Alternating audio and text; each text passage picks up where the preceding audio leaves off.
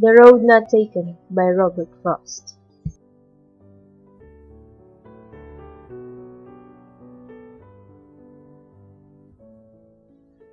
Two roads diverge in a yellow wood, and sorry, I could not travel both, and be one traveler long I stood, and looked down one as far as I could, to where it bent in the undergrowth.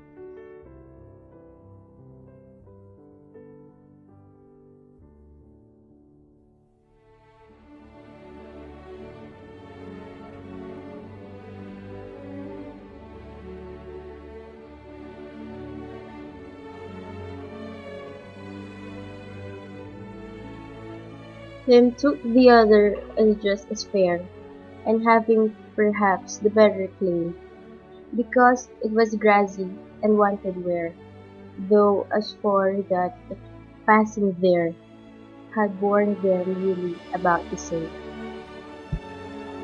And both that morning equally late, in leaves no step had trodden back. Oh, I marked the first for another day, yet knowing how way leads on to way, I doubted if I should ever come back. I shall be telling this with a sigh.